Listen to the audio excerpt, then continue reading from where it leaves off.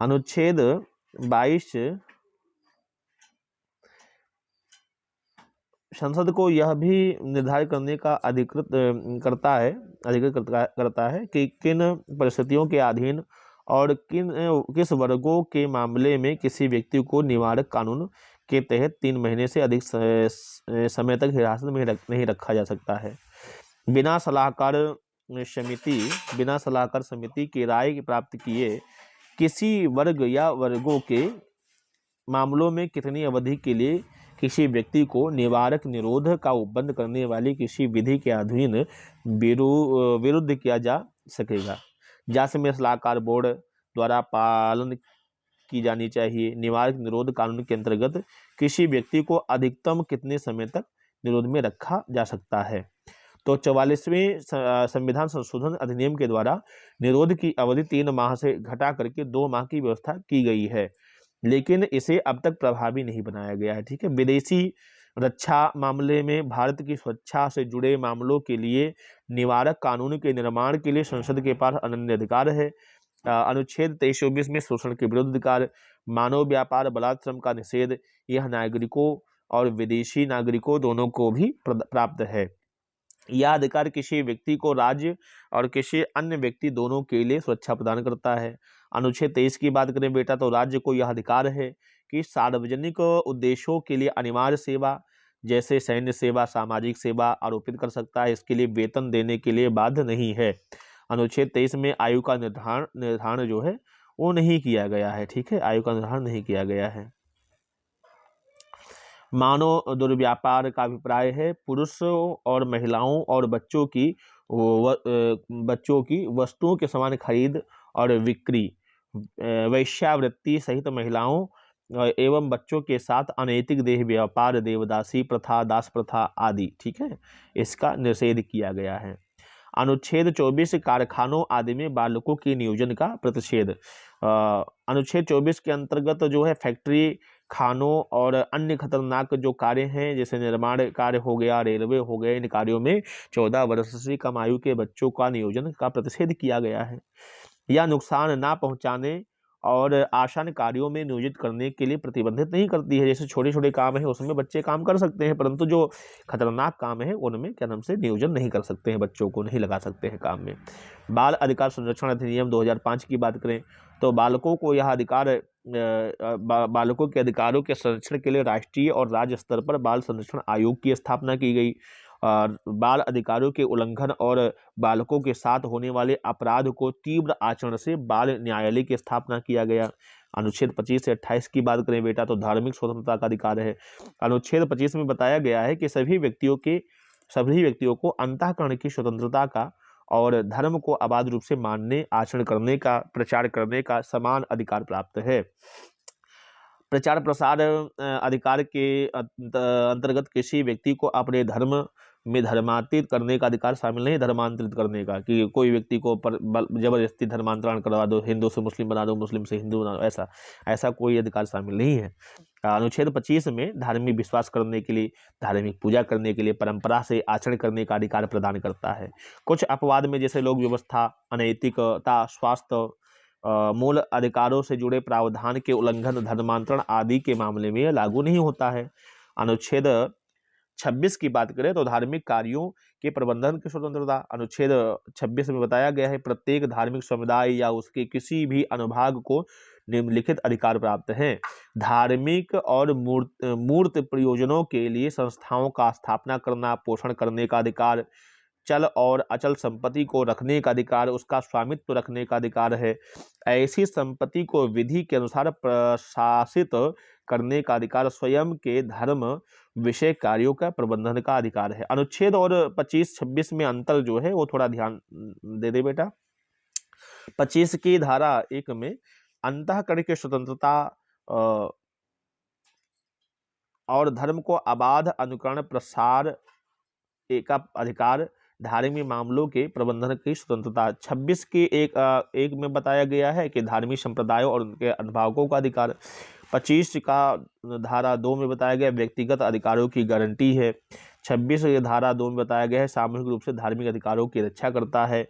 और 25 के धारा 3 के उपधारा क में बताया गया व्यक्तिगत धार्मिक स्वतंत्रता की रक्षा करता है।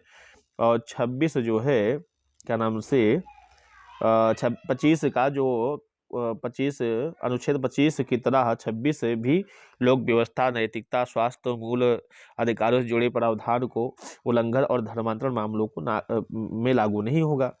अनुच्छेद जो 25 का धारा 4 का ख है के तहत प्राप्त अधिकार लोक व्यवस्था, नैतिकता, स्वास्थ्य, मूल अधिकारों से जुड़े प्रावधान का उल्लंघन, धर्मांतरण के मामले लागू नहीं होंगे। ठीक है। अनुच्छेद जो धर्म की अभिवृद्धि के लिए समुदाय की स्वतंत्रता के बारे में बताया गया है। अनुच्छेद 27 की बात करें बेटा, तो किसी भी व्यक्ति को किसी भी विशिष्ट धर्म या संप्रदाय की अभिवृद्धि का पोषण में व्यय करने के लिए करों के समुदाय के लिए बाध्य नहीं किया जाएगा, जबरदस्ती कर नहीं लिया जाएगा।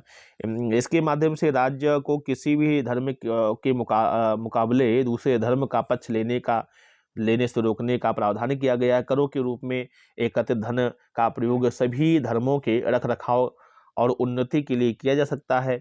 यह व्यवस्था केवल कर उगाही पर लोग लगा सकती है, शुल्कों पर नहीं। अनुच्छेद 28 में बताया गया धार्मिक शिक्षा में उपस्थित होने की स्वतंत्रता। अनुच्छेद 28 के अंतर्गत राज्य निधि से पूर्णतः या संचालित किसी भी शैक्षणिक संस्था में धार्मिक शिक्षा नहीं दी जाएगी। यद्यपि राज्य द्वारा प्रशासित किंतु किसी भी विन्यास या न्यास बोर्ड द्वारा स्थापित धार्मिक जो संस्थाएं हैं उनमें व्यवस्था लागू नहीं होगा। अनुच्छेद जो 28 है शिक्षण संस्थान 4 प्रकार से विभाजित करता है। पूर्णतया जो राज्य पोषित हैं उसमें धार्मिक निर्देश पूर्ण रूप से निषेध है। राज्य द्वारा प्रशासित किंतु न्यास द्वारा स्थापित धार्मिक शिक्षा की अनुमति है। राज्य द्वारा मान्यता प्राप्त संस्थान उसमें भी अनुमति है। राज्य द्वारा वित्तीय सहायता से प्राप्त करने वाले संस्थान उसमें भी मतलब क्या नाम से अनुमति है। तो अनुच्छेद जो क्या नाम से 29 है धार्मिक और भाषाई आधार पे जो अल्पसंख्यक वर्ग हैं उनकी सुरक्षा प्रदान करता है। अनुच्छेद 29 की बात करें तो भारत के किसी भी भाग में रहने वाली नागरिकों के लिए किसी भी अनुभाग को जिसकी अपनी बोली है, अपनी लिपि है, भाषा है, संस्कृति है, उसको सुरक्षित रखने का अधिकार है। ठीक है। किसी भी नागरिक को राज्य के अंतर्गत आने वाले शैक्षणिक संस्थान या राज्य की सहायता प्राप्त संस्थान में धर्म, जाति, भाषा के आधार पर प्रवेश रोका नहीं जाएगा। ठीक है। किसी भी समुदाय के धार्मिक अधिकारों की सुरक्षा करने वाले प्रावधान, नागरिक के व्यक्तिगत अधिकारों की गारंटी प्रावधान, चाहे वह किसी भी समुदाय से हो, किसी भी समुदाय से हो। ठीक है। धार्मिक और भाषाई आधार पे जो अल्पसंख्यक वर्ग है उनको सुरक्षा प्रदान करता है। संविधान में अल्पसंख्यक को परिभाषित नहीं किया गया है, ये ध्यान रखना है बेटा। संविधान में अल्पसंख्यक को परिभाषित नहीं किया गया है कि कौन सा व्यक्ति अल्पसंख्यक है, कौन बहुसंख्यक है। ठीक है। सर्वोच्च न्यायालय ने ऐसी व्यवस्था दी है कि भाषा के संरक्षण के लिए आंदोलन करने वाले अधिकार भी शामिल हैं। यदि इस अनुच्छेद में जो है दी गई व्यवस्था केवल अल्पसंख्यकों तक ही सीमित नहीं है, क्योंकि नागरिकों के अनुभाग का अभिप्राय अल्पसंख्यक और बहुसंख्यक दोनों से है। ठीक है। अनुच्छेद अगर 30 की बात करें तो शैक्षणिक संस्थाओं की स्थापना, प्रशासन करने का अल्पसंख्यक वर्गों का अधिकार है। अल्पसंख्यक वर्ग धार्मिक और भाषाई को निम्नलिखित अधिकार प्रदान करता है। सभी अल्पसंख्यक को अपनी रुचि के अनुसार शैक्षणिक संस्थानों को स्थापित करने और उसमें प्रशासन करने का अधिकार शामिल है। अधिकार शामिल होगा। किसी भी अल्पसंख्यक के वर्गों का द्वारा स्थापित और प्रशासित शिक्षा संस्थान किसी की संपत्ति को अनिवार्य अर्जन के लिए उपबंध करने वाली विधि बनाते समय राज्य सुनिश्चित करेगी कि ऐसी संपत्ति के अर्जन के लिए विधि द्वारा नियत या उसके अधीन निर्धारित धनराशि इतनी हो कि उस खंड के अधीन प्रत्याभूत अधिकार निर्धारित या निराकृत ना हो जाए। ये संविधान 44वें संविधान संशोधन के अंतर्गत ऐसी प्रावधान बनाया गया है। सहायता जो देने में राज्य अल्पसंख्यक वर्गों द्वारा प्रबंधित किसी भी शैक्षणिक संस्थान के साथ भेदभाव नहीं करेगा। ठीक है, नहीं करेगा। अनुच्छेद 30 के अनुसार सुरक्षा की गारंटी केवल अल्पसंख्यक वर्गों तक सीमित है। ठीक है। जो धार्मिक भाषाई। अनुच्छेद 30 में अल्पसंख्यक धार्मिक या भाषाई की सुरक्षा का विस्तार नागरिकों के किसी अन्य अनुभाग के लिए नहीं है। अनुच्छेद 29 की तरह नहीं जी, ठीक। अनुच्छेद 32 की संवैधानिक उपचारों का अधिकार बेटा बात करें तो अनुच्छेद 32 में यह प्रावधान किया है कि इसके अंतर्गत जो नागरिकों के मूल अधिकार के प्रवर्तन हेतु संवैधानिक उपचार का अधिकार प्रदान किया गया है। अधिकार संविधान के आधारभूत ढांचा का हिस्सा है, ये ध्यान रखना है बेटा। आधार जो है संविधान का आधारभूत हिस्सा है, जिसे कहते हैं जुडिशियल रिव्यू। उच्चतम न्यायालय मूल अधिकारों के रक्षक के रूप में कार्य करता है, इसीलिए इसको कहते हैं भारत के संविधान का रक्षक कहते हैं, ठीक है, guardian of Indian constitution. Ambedkar ने अनुच्छेद, अब यहाँ पे प्रश्न बन सकता है बेटा, अम्बेडकर ने अनुच्छेद 32 के बिना, अम्बेडकर के शब्दों की बात कर रहे हैं बेटा, अम्बेडकर ने अनुच्छेद 32 के बिना संविधान को अर्थहीन कहा, और अम्बेडकर जी ने ही यह कहा कि संविधान की आत्मा और हृदय है क्या, अनुच्छेद 32, ठीक है। तो अम्बेडकर के शब्दों में अगर आ जाए तो ये ठीक है, और अगर अम्बेडकर के शब्दों में ना आए और कहे संविधान की आत्मा कौन है, तब प्रश्न क्या बन जाएगा। अगर इस प्रकार से प्रश्न आ जाए तब क्या करेंगे, तो जो प्रियम्बल हमारा है वही संविधान की आत्मा है, लेकिन अम्बेडकर के शब्दों में कहा जाए तो अनुच्छेद जो 32 है ये संविधान की आत्मा और हृदय है, ठीक है। अनुच्छेद 32 का प्रावधान के अंतर्गत मूल अधिकारों उल्लंघन होने पर यह कानून या लागू करवाने के लिए सीधे उच्चतम न्यायालय जाया जा सकता है। उच्चतम न्यायालय को रिट जारी करने का शक्ति है। संसद किसी भी अन्य न्यायालय को आदेश, निर्देश या रिट जारी करने की शक्ति प्रदान करती है, ठीक है। संविधान में वर्णित प्रावधान के अतिरिक्त यह अधिकार निलंबित नहीं किया जा सकता है। उच्चतम न्यायालय अनुच्छेद 32 के अंतर्गत मूल अधिकारों हेतु रिट जारी करना सर्वोच्च न्यायालय का प्राथमिक क्षेत्राधिकार है, ठीक है, प्राथमिक क्षेत्राधिकार है, अनन्य नहीं है। वादी उच्च न्यायालय में भी जा सकता है, ठीक है। केवल मौलिक अधिकारों को ही लागू कराया जा सकता है। क्षेत्राधिकार उच्च न्यायालय से अधिक विस्तृत है। सर्वोच्च न्यायालय रिट जारी करने से मना नहीं कर सकता है। इस प्रकार यह अधिकारों नागरिकों को मौलिक अधिकारों का क्रम से रक्षक और प्रत्याभूति करता है। डिफेंडर ऑफ गारंटर, ठीक है, तो एक गारंटर है कौन, सुप्रीम कोर्ट, ठीक है। उच्च न्यायालय की बात करें बेटा तो अनुच्छेद 226 के तहत जो है मूल अधिकारों एवं अन्य विषयों पर रिट जारी करना उच्च न्यायालय का अनन्य और प्राथमिक क्षेत्राधिकार है। कानूनी और संवैधानिक अधिकार तथा परंपरागत अधिकार है भी मिला हुआ है। विस्तृत रिट अधिकार क्षेत्र है इनका। इसका क्षेत्रीय अधिकार संकीर्ण केवल राज्य सीमा तक ही है। रिट जारी करने से मना कर सकता है कौन, हाई कोर्ट। हाई कोर्ट मना भी कर सकता है बेटा, लेकिन सुप्रीम कोर्ट मना नहीं करेगा। रिट के प्रकार और क्षेत्र, उच्चतम न्यायालय और उच्च न्यायालय रिट जारी कर सकते हैं, जैसे बंदी प्रत्यक्षीकरण, हैबियस कॉर्पस, परमादेश, मैंडामस, प्रतिषेध, प्रोहिबिटेशन, उत्प्रेक्षण, कॉर्टेरियरी और अधिकार प्रक्षा क्वा वारंटो। तो ये रिट ब्रिटिश कानून से ली गई है। इन्हें विशेषाधिकार रिट या न्याय का झरना भी कहा जाता है, ठीक है। बंदी प्रत्यक्षीकरण, सशरीर हमारे समक्ष प्रस्तुत करना। न्यायालय गिरफ्तारी का आदेश जारी करने वाले अधिकारी को यह निर्देश दे सकता है कि वह बंदी को न्यायाधीश के सामने उपस्थित करे। यह गैर कानूनी बंदी या हिरासत में ले गए के जाने के विरुद्ध व्यक्तिगत स्वतंत्रता का एक उदाहरण है।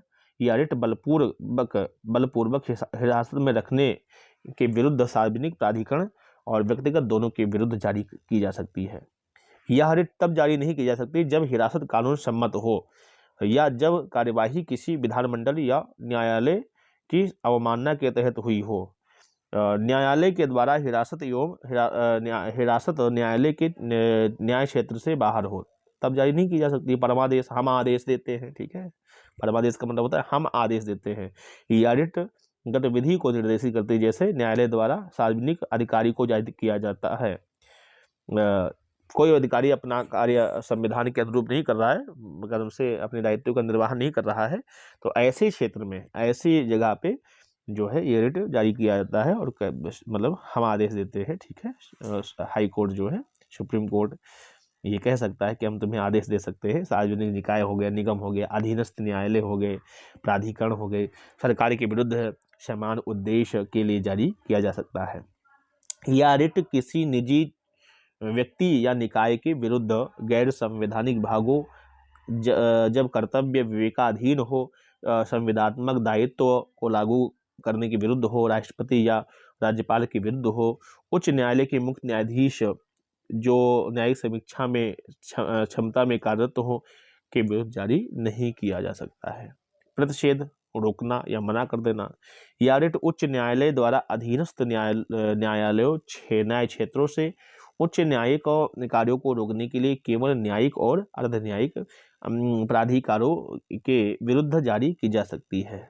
ठीक है, यह प्रशासनिक प्राधिकरण, विधायी निकायों, निजी व्यक्ति और निकायों के लिए उपलब्ध नहीं है। उत्प्रेक्षण, प्रमाणित होना या सूचना देना। उच्च न्यायालय द्वारा अधीनस्थ न्यायालयों या अधिकरणों को यह लंबित मामलों में स्थानांतरण को या सीधे पत्र जारी कर सूचित किया जाता है। यह निवारक और सहायक दोनों तरह के होते हैं। यह केवल न्यायिक और अर्धन्यायिक प्राधिकरणों के विरुद्ध जारी की जा सकती है।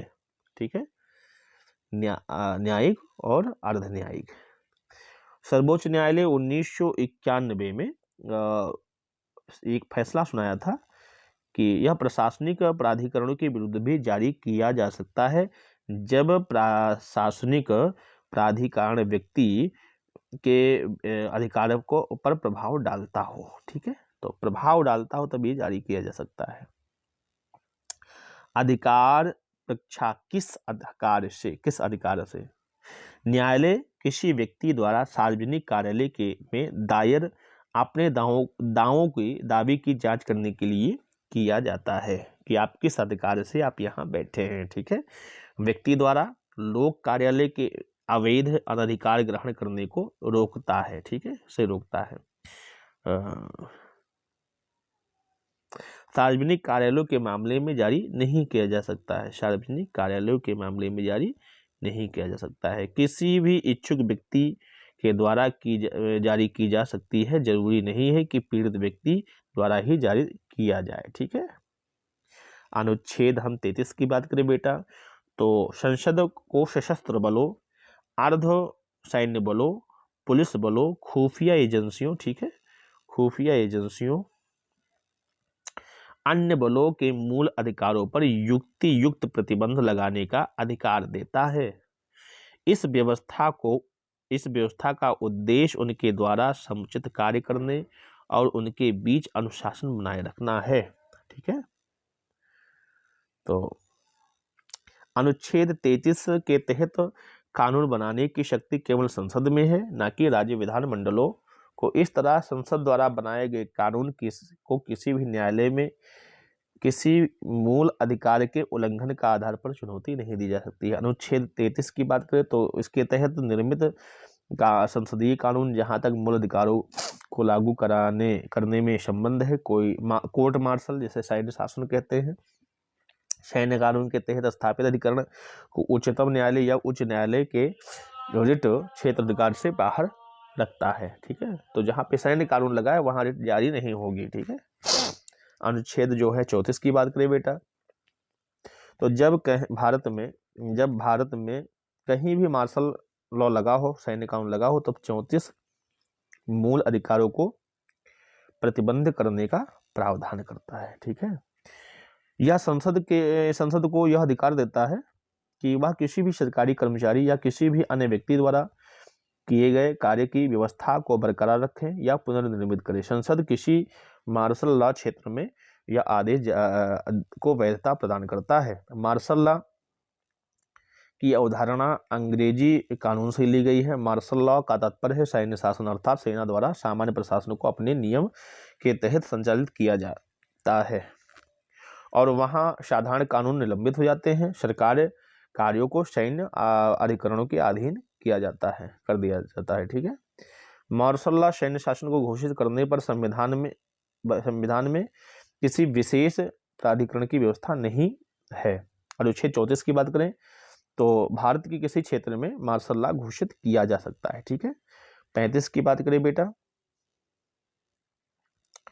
तो 35 के तहत कुछ मूल अधिकारों को प्रभावी बनाने के लिए केवल संसद में ही कानून बनाने की शक्ति है, ना कि राज्य के विधानमंडलों में।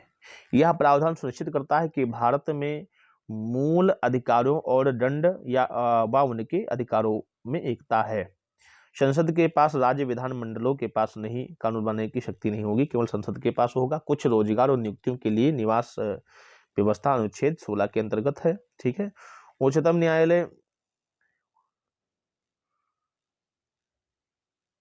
न्यायालय या उच्च न्यायालय को छोड़कर अन्य न्यायालयों में मूलाधिकार के निर्देश आदेश रिट जारी करने के लिए सशक्त बनाना, यह अनुच्छेद नंबर 32 में है। सशस्त्र बलों पुलिस बलों आदि सदस्यों को मूलाधिकारों पर प्रतिबंध, यह अनुच्छेद 33 में है। और किसी भी सरकारी कर्मचारी या अन्य किसी व्यक्ति को किसी भी क्षेत्र में मार्शल लॉ के दौरान किसी भी कार्य के लिए क्षतिपूर्ति अनुच्छेद 34 में है।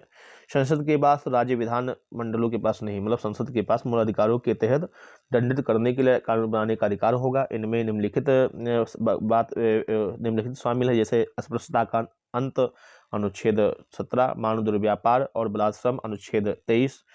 अनुच्छेद 35 से उपर्युक्त मामलों पर कानून बनाने के लिए संसद की शक्ति सुनिश्चित करता है, यद्यपि उनमें कुछ अधिकार राज्य विधानमंडलों राज्य सूची के दायरे में भी होते हैं। मार्शल लॉ सैन्य कानून की बात करें तो मार्शल लॉ बनाम राष्ट्रीय आपातकाल। मार्शल लॉ केवल मौलिक अधिकारों को प्रभावित करता है, जबकि राष्ट्रीय आपातकाल न केवल मौलिक अधिकारों को प्रभावित करता है बल्कि केंद्र और राज्यों के बीच राजस्व और विधायी शक्तियों के वितरण को भी प्रभावित करता है। मार्शल लॉ सरकार और साधारण कानूनी न्यायालयों को निलंबित करता है, ठीक है, और सेना द्वारा सिविल प्रशासन संचालन किया जाता है, जबकि राष्ट्रीय आपातकाल सरकार और अदालतों को भी निलंबित नहीं करता, जबकि जो राष्ट्रीय आपातकाल है वो सरकार और अदालतों को निलंबित नहीं करता है। किसी भी क्षेत्र में कानून व्यवस्था को सुधारने के लिए मार्शल लॉ को लागू किया जाता है। जब किसी कारण अव्यवस्था हो गई हो, ठीक है, होती है अव्यवस्था होती है, जबकि राष्ट्रीय आपातकाल केवल 3 आधार पर ही लगाया जा सकता है, जैसे युद्ध हो गया, बाह्य आक्रमण या सशस्त्र विद्रोह, तभी लगाया जा सकता है। मार्शल लॉ देश की किसी भाग या विशेष क्षेत्र में लगाया जाता है, जबकि राष्ट्रीय आपातकाल पूरे देश या इसकी किसी भी भाग में लगाया जाता है। भारतीय संविधान में सैन्य शासन जो मार्शल लॉ की विशेष व्यवस्था नहीं है, यह अव्यक्त है, जबकि राष्ट्रीय आपातकाल संविधान में निहित रूप में है और संविधान में इसका विशिष्ट और विस्तृत प्रावधान है। मूल अधिकारों के अपवाद, संपदाओं आदि के अर्जन हेतु प्रावधान करने वाली विधियों की व्यावृत्ति बचाव, कुछ विधियों का नियमनों और विधिमान्यकरण, 9वीं अनुसूची, कुछ निर्देशक तत्वों को प्रभावित करने वाली व्यावृत्ति बचाव। ठीक है। मूल अधिकारों की आलोचना की गई। ठीक है। अत्यधिक व्यापक सीमाएं कोई सामाजिक आर्थिक अधिकार नहीं, अस्पष्टता का अभाव, अस्थायित्व का अभाव, आपातकाल के दौरान स्थगन, महंगा उपचार, निवारक निरोध, वर्तमान दर्शन नहीं है। ठीक है, प्रतिमान दर्शन नहीं है। मूल अधिकारों का महत्व देश में लोकतांत्रिक व्यवस्थाओं की आधारशिला है। व्यक्तिगत स्वतंत्रता के रक्षक, व्यक्ति की गरिमा, सम्मान और सुनिश्चित करना, भारतीय राज्य की धर्मनिरपेक्ष छवि को मजबूत करना, अल्पसंख्यक हितों की रक्षा करना, ये सब महत्व हैं। भाग 3 के अतिरिक्त अधिकार, विधि के प्राधिकार के बिना करों का अधिरोपण न किया जाना, अनुच्छेद जो 265 है भाग 12 में। विधि के अधिकार के बिना व्यक्तियों की संपत्ति से वंचित नहीं किया जाना, अनुच्छेद 300 क भाग 12 में। अनुच्छेद भारत के राज्य क्षेत्र में व्यापार, वाणिज्य और समागम की स्वतंत्रता, अनुच्छेद 301 भाग 13 की बात करें। ठीक है। मूल अधिकार जो हैं वो वाद योग्य है, राजनीतिक न्याय है, कानूनी और विधिक निर्बंधता है, निर्बंधता। व्यक्तिगत मूल अधिकार स्वयं प्रवर्तित हैं। यदि कोई मूल अधिकार का उल्लंघन करता है तो न्यायालय उसे असंवैधानिक घोषित कर सकता है। जबकि राज्य के नीति निर्देशक तत्व जो डीपीएसपी है उसकी बात करें तो यह वाद योग्य नहीं है। आर्थिक और सामाजिक न्याय है, कानूनी या विधिक निर्वर्धन नहीं है, समाजवादी है, स्वयं प्रत्यावर्तित नहीं है। यदि कोई डीपीएसपी कानून का उल्लंघन करता है तो न्यायालय उसे असंवैधानिक घोषित नहीं कर सकता है। कुछ बेटा प्रश्न है जिसे आप तैयार कर सकते हैं, ठीक है। ये प्रश्न आपके लिए बहुत महत्वपूर्ण है। प्रश्न है, संविधान के किस भाग को भारत का मैग्ना कार्टा कहा गया है? तो भाग 3 को मैग्ना कार्टा कहा गया है। भारतीय संविधान में किस अनुच्छेद के अंतर्गत नागरिकों को मौलिक अधिकार प्रदान किया गया है? तो मौलिक अधिकार 12 से 35 में प्रदान किया गया है, ठीक है। मौलिक अधिकारों का निलंबन के विषय में सत्य क्या है? आपातकालीन स्थिति में निलंबित किया जा सकता है। भारतीय संविधान में वर्णित मूल अधिकारों को किस अधिकार से प्रेरित है? तो अमेरिका से, क्योंकि जहां अधिकार है वहां अमेरिका है, ठीक है। आ से मौलिक अधिकारों की प्रकृति कैसी है? वाद योग्य है। मौलिक अधिकार जो है के संबंधित जो निर्णय सही क्रम से किया जाए तो कालानुक्रम से पहले चौथा आएगा कि गोपाल बनाम मद्रास, फिर पहला आएगा, फिर सेकंड आएगा और फिर थर्ड आएगा, ठीक है। इस प्रकार से इसे सही कर लेना। किस वाद ने तो केशवानंद भारतीयवाद ने संसद को मौलिक अधिकारों में संशोधन करने का अधिकार प्रदान कर दिया। तो ये कुछ प्रश्न थे बेटा जिसे आप तैयार करना, और आज की क्लास हम यहीं पे विराम करते हैं। दोबारा फिर जब क्लास प्रारंभ होगी तो आप उसे तैयार करना। डीपीएसपी की चर्चा हम करेंगे, ठीक है। तब तक के लिए सभी मित्रों को, सभी विद्यार्थियों को जय हिंद, जय भारत।